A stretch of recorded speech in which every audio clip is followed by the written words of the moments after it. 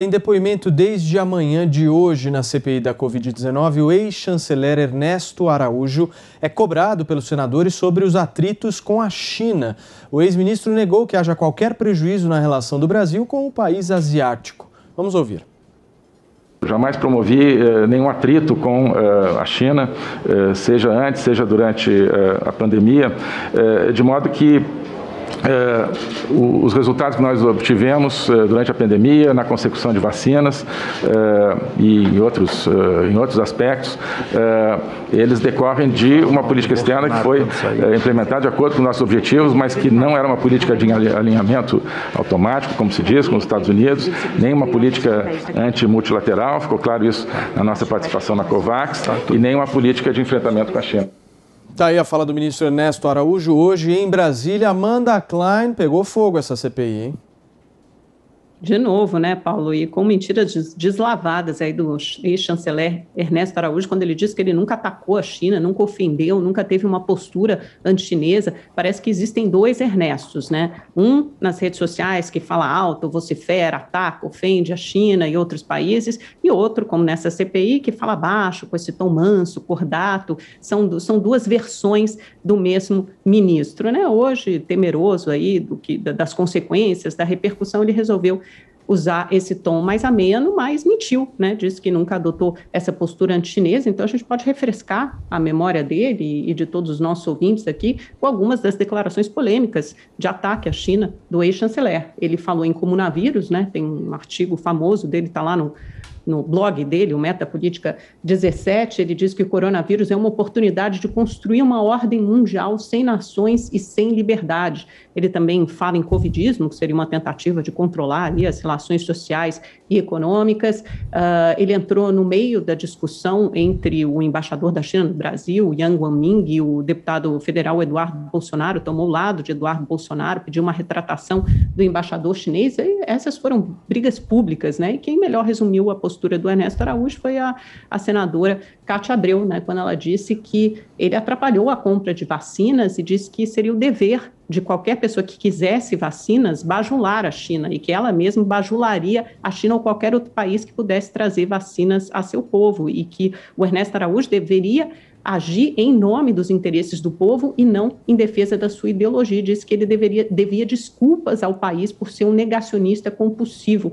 Ela disse: o senhor no Ministério das Relações Exteriores foi uma bússola que nos direcionou para o caos. O Brasil não é pária. O senhor colocou o Brasil na posição de irrelevância. O que ficou claro nesse depoimento, em que o Ernesto Araújo tentou sempre defender o presidente Bolsonaro e mesmo o Itamaraty, porque ele sempre colocou na conta, na responsabilidade no Ministério da Saúde, todas as ações do Itamaraty. Ele basicamente diz que o Itamaraty sempre agia por demanda ou a pedido do Ministério da Saúde. Foi assim na compra das vacinas da COVAX Facility. Ele responde lá claramente, um senador pergunta por que o Brasil preferiu comprar doses referentes a 10% da sua população e não ao volume máximo permitido, 50% da população, e o Ernesto Araújo respondeu: ora, foi uma demanda, sim, foi o pedido do Ministério da Saúde, então já deixa uma conta pesada, uma responsabilidade pesada, esquenta ainda mais o depoimento amanhã do Eduardo Pazuello. Mas, de qualquer forma, o que fica muito claro aqui é que o Itamaraty nunca agiu, nunca fez uma prospecção proativa através das embaixadas, que são os braços do Brasil no exterior, para o desenvolvimento e compra de vacinas. Então, o que as embaixadas do Brasil no mundo inteiro deveriam estar fazendo no ano passado? Vendo quem está desenvolvendo vacina, quais são as vacinas mais promissoras, quais são as oportunidades de desenvolvimento de compra que o Brasil tem. O Itamaraty nunca agiu nesse sentido. O ministro também confessou que eles foram atrás da cloroquina, consultaram a embaixada da China para importar insumos da cloroquina e que isso teve anuência, teve o aval, a participação do presidente Bolsonaro. Perfeito. Então, são explicações como essa que deixam claro que o que o Ernesto Araújo fez foi atrapalhar a diplomacia, fez uma diplomacia desastrosa à frente da saúde, que não só não nos garantiu a vacina, como nos atrapalhou na nossa relação, na relação do Brasil com países estratégicos para o fornecimento de insumos e vacinas, como a Índia e a China. Perfeito. Constantino, o Ernesto Araújo atrapalhou ou não? Não, de forma alguma. Quem atrapalha são esses chineses infiltrados no nosso Senado. né? Veja, a CPI já é circense. Hoje atingiu o ápice. Hoje parecia uma reunião do Partido Comunista Chinês. Nós temos que ter comércio com o nosso maior parceiro comercial e com pragmatismo. Sim, vassalagem a um regime opressor, assassino, que exterminou milhões e que mantém até hoje campo de concentração para minorias? Não. Né? O Brasil tem recorde de exportações para a China esse ano, na década, esse ano. Então, acho que está tudo muito bem em termos de exportação. Só que o que a turma quer é algo diferente. O que a turma quer é um país subserviente a uma ditadura que usa como chantagem uma vacina. Chantagem. E, em vez deles reclamarem desse tipo de postura abjeta, típica de sequestradores, né, de assassinos, eles condenam a nossa diplomacia, o nosso presidente, o nosso governo. Fazem uma confusão deliberada, que o governador João Agripino Dória já fez também, entre povo e governo. Não é necessário você atacar o povo chinês, e eu acho que o ex-chanceler nunca fez isso, o que é diferente de criticar o governo. Aliás, quem tem empatia pelo povo chinês deveria criticar o governo que oprime esse povo, né? O ex-chanceler abriu com uma fala muito eloquente em defesa dos valores básicos da civilização ocidental. Isso deveria ser algo louvável e digno de aplausos, né? Infelizmente, nós estamos com tantas inversões de valores que a turma prefere demonstrar gratidão ao regime chinês, ou então se curvar de forma constrangedora e humilhante, plaquinha de funcionária do mês para Cátia Abreu, né? Deve receber do PCC, falando que deveria bajular uma ditadura assassina. É curioso que chamam o ex-chanceler de ala ideológica do governo, mas se isso não for a ala ideológica do Senado, com simpatia com comunistas, só pode ser uma questão de grana. Aí mesmo tem que seguir o dinheiro. Quem acertou, né, com raras exceções nessa CPI patética, foi o senador Marcos Rogério, que disse que isso tudo é uma grande cortina de fumaça, não estamos debatendo corrupção até aqui, porque estão discutindo quando que foi recebida uma carta, se o chanceler devia ou não mandar beijinho para ditador chinês. Quer dizer, o negócio está patético. Por quê? Porque não tem corrupção no assunto ainda. Mas nós estamos aguardando com alguma esperança.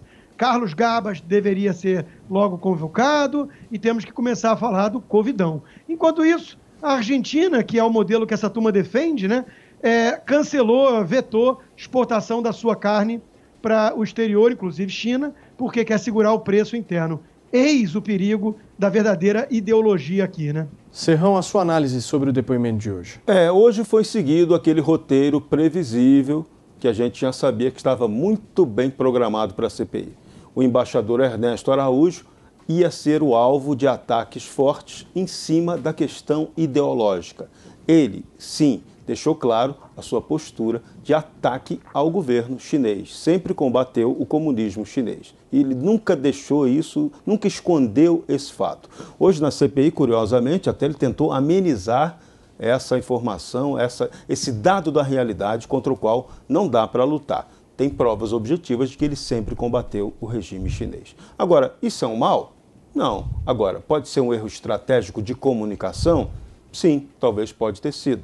O governo Bolsonaro, e aí a oposição muito espertamente, a oposição muito favorável ao modelo autoritário chinês, ao modelo capimunista, né? Que é o modelo do capitalismo de Estado, a oposição brasileira gosta desse modelo capitalista de Estado, do cidadão Estado dependente, de mamar na teta do Estado, né? E esse é um modelo que se aproxima um pouco do modelo comunista, socialista, social-democrata. Então, esse é um dado da realidade, esse é um ponto. Agora, foi feliz a estratégia do governo brasileiro em combater essa, que pode ser chamada de uma vagabundagem estrutural da Estado-dependência? Aí é que nós podemos discutir. O Brasil ganharia muito mais se não entrasse do fla-flu ideológico com a China, porque esse jogo beneficia a China. A China está aqui no Brasil bancando veículos de comunicação, comprando grandes empresas do agronegócio, porque ela tem extrema dependência por alimentos, então ela está investindo pesado nisso. Ela tenta entrar também numa área em que o Brasil vai muito bem, que é a área das cooperativas agrícolas. Eles querem entrar de qualquer jeito, tentando comprar, adquirir ações, participações em cooperativas e estão tendo dificuldade nesse projeto, porque o agronegócio brasileiro ele tem uma linha de gente que trabalha. É aquela turma que acorda muito cedo, que se sacrifica e que nós vimos no final de semana eles tirando o fim de semana deles de descanso por um protesto em Brasília. Então, isso tem que ser olhado de uma maneira muito importante, muito curiosa. É um movimento diferente. É um movimento de quem trabalha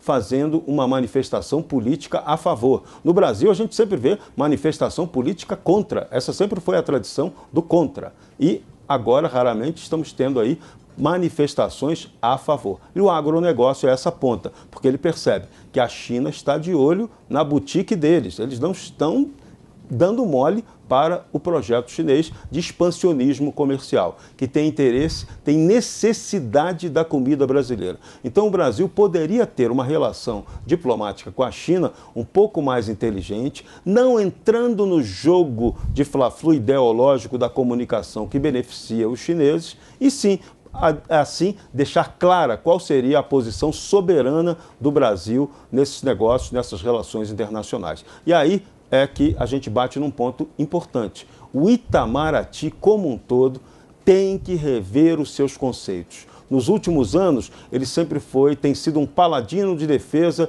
de ideias esquisitas, meio até esquerdopatas, eu diria.